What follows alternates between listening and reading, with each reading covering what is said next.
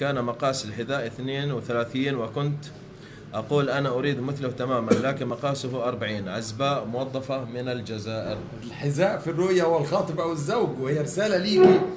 اوعي تاخدي الغضوب اللي بيمد ايده ولسانه، لانه طويل اليد واللسان. نعم، اللون الاحمر لون الغضب في الرؤيا، معروف اللون دوت في التفسير النفسي والشرعي ايضا.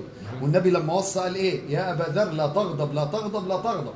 فالرؤيا بتقول لك اذا تقدم لك واحد حتى لو قلبك حبه بس عرفتيه انسان غضوب، وبعدين ده قرص وعنكبوت، يعني فيها علق بالمصري. اوعي تاخد الانسان اللي يمد ايده ولا يحترم الحرمه. اذا فقد الاحترام فقد الحب. دكتور، مهم جدا السؤال قبل الزواج. يعني انا اشوف بنات اول ما يجي احد يتقدم لها على طول تفرح وتعلن الموضوع، الشكل الطول والعرض لكن هو بالذات شبه مهند. يا خرابي اذا شبه مهند، حتى لو انه مصيبه. المهم انا مش منافس لمهند طبعا، بس هو لا بنتكلم عن الخلق الشيء بالشيء يذكر. صح، الخلق والدين. كيف الناس تقدر تسال عن شخص؟ انت كنت مستشار اسري ومريت في كثير حالات، كيف الانسان ممكن افضل طريقه يسال فيها عن شخص؟ سؤالك جميل استاذ زياد. كان ياتينا كثير من البنات تسالنا في المحكمه كمستشار اسري في الفتره اللي قعدتها 9 سنوات، اعرفه ازاي؟ قلت لها اول حاجه تسالي عن صلاته، لان في حريم كانوا يقولوا لنا بقى لها 10 سنين متجوزه، اقول لها بيصلي ولا لا؟ و10 سنين تقول لي ما اعرفش. 10 سنين عايشين مع بعض تعرفي يصلي ولا لا؟ امال عارفه عنه ايه؟ طب يشتغل فين؟ والله ما بيقول لي. والله ما بيقول لي. لا حول ولا قوه. شو هي الحياه؟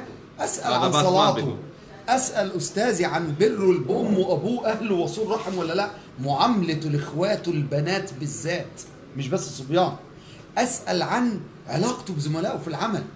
اروح يعني عادي، ما فيها حياء، ما فيها خجل لو اروح اسال عن عمل، ما فيها اي شيء. واحد بيقول لي خدت اجازه مخصوص امس، رحت اسال عن واحد متقدم لاختي، كل حاجه حلوه فيه. واذا بواحد في المسجد اول ما ومن قرايبه راح مايل عليه، قال له يا اخي بس الكلام تكتم علي، هذا الانسان لا تزوجه لاختك، انت استأمنتني وانا بصلي في بيت الله. قال له ليه؟ قال له هقول لك لكن هذا سر. قال له هذا الانسان يتعاطف بس ما حدش يعرف الا المقربين، فده هيضيع حياته. لا حول ولا قوه بالله. الاخ سأل وحفظ اخته وابعدها عن الزواج الفاشله من البدايه، لذلك لابد ان نسال ونتحرى.